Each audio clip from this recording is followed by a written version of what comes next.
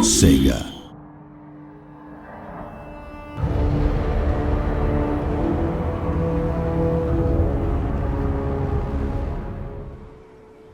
Hello, good evening and welcome to the latest Total War Warhammer campaign walkthrough video.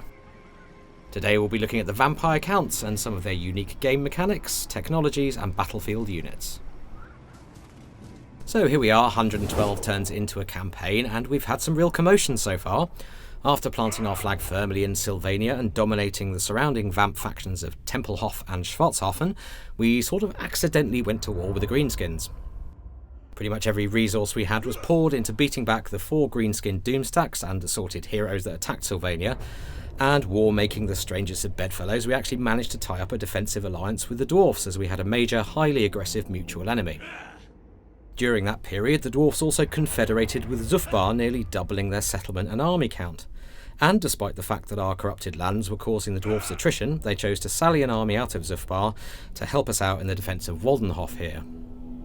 As you can see, the dwarfs now form a solid buffer between us and the greenskins, and they've been steadily rolling them south since, leaving us a period of relative calm in which to focus on expanding northward. We've taken the town of Essen from Ostermark, and we're now gearing up for an assault on Beckhafen. Now, it feels pretty crucial that we capture Beckhafen, as north of that point, the Warriors of Chaos and the Norskans have been unleashing all hell, with armies of the damned pouring out of the Chaos Wastes. They're putting the northern part of the old world to the torch and seeding the land with chaos corruption. So they're hidden by the Shroud at the moment, but there's Chaos Warrior and Norscan armies here seething westward, threatening the lands of the Empire. So we need to exploit this period of calm at our end of the map, in preparation for the coming of this guy, Archaon the Ever-Chosen.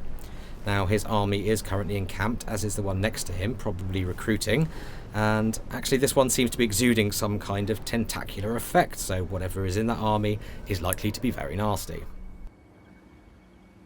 So yes, Beckhafen is the point at which we're aiming to draw our line in the sand and mount the stoutest defence we can muster.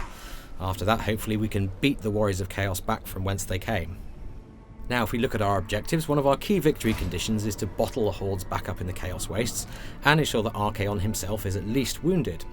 Now, that's going to take some work, some powerful armies and some clever military manoeuvring. Our short campaign objectives also require us to knock out the Empire, which is no mean feat in itself. If we wanted to play for the long objectives, however, we'd also have to take care of Bretonnia and tackle that increasingly vast dwarf empire.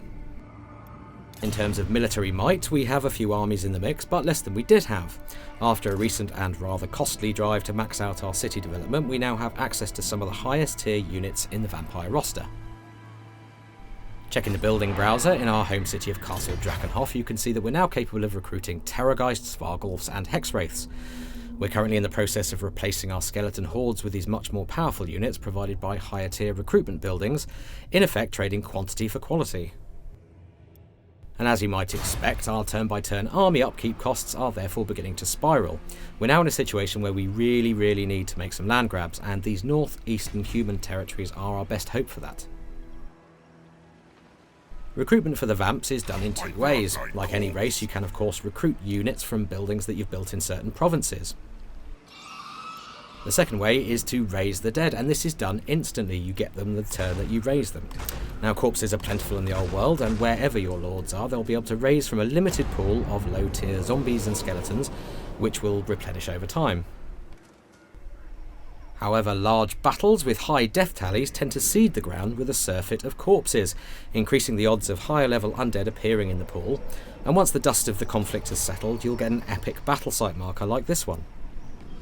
Assuming you've already unlocked access to higher tier unit types through your buildings already, and if the sheer number of corpses resulting from such a huge battle is high enough, you may be able to raise those elite units from the ground. Manfred here is next to one such battle site, and you can see that the number of dead generated in this battle must have been pretty high because he has access to a much wider range of units, including Crypt Ghouls and Black Knights. Now, this isn't just a convenient way to bolster your armies with better quality troops when you're far from home. It also gets you thinking about how to generate rich, non-civic recruitment zones on the map. Maneuver 2 powerful enemies into war with each other through some Machiavellian diplomacy, draw them into mass conflicts like this, and your armies can benefit from the plentiful dead. Heinrich Kemmler was the legendary lord we chose to begin this campaign with. Manfred only came on the scene recently, and here he is besieging Beckhafen. He's up to level 12 now, and we've put a lot of points into his Law of Vampires spell chain. If we want to see how those spells look in combat, we can simply right-click them and get an animated view of the spell at work in the spell browser.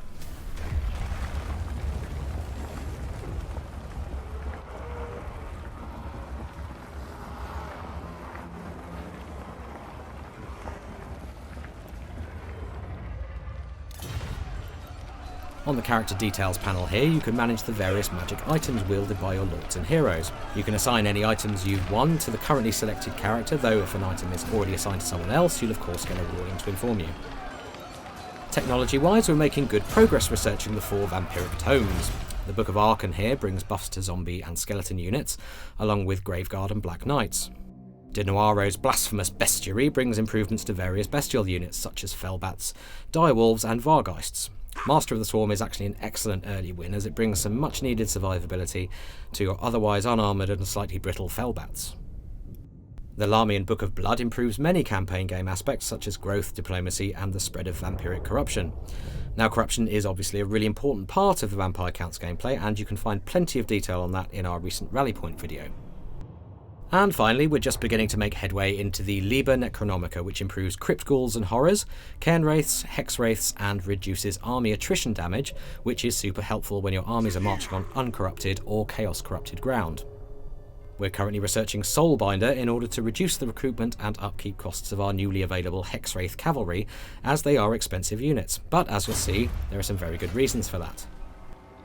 Among other fearsome high-tier undead units, Manfred is marching with some Hex Wraiths in tow, so let's take a closer look at them.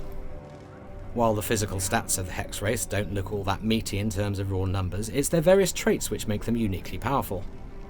First off, they have super high physical resistance, making them all but immune to regular or non-magical damage. They also cause terror, which brings a major morale debuff to whoever they're fighting. But it's their attacks which are perhaps their most impressive aspect, as they do a combination of armour-piercing, flaming and magical damage, the latter ignoring the majority of regular armour and enabling Hexwraith to literally scythe their way through most unit types. In short, these are some of the best cavalry in the game, and that is reflected in their high upkeep cost. And Manfred is also fielding a Terrorgeist, and this really is the pinnacle of the Vampire Counts roster. A winged, terror-causing behemoth, it has poison attacks and does a staggering 280 points of armour-piercing damage. And as if that wasn't enough, it's also capable of regenerating hit points during the course of a battle.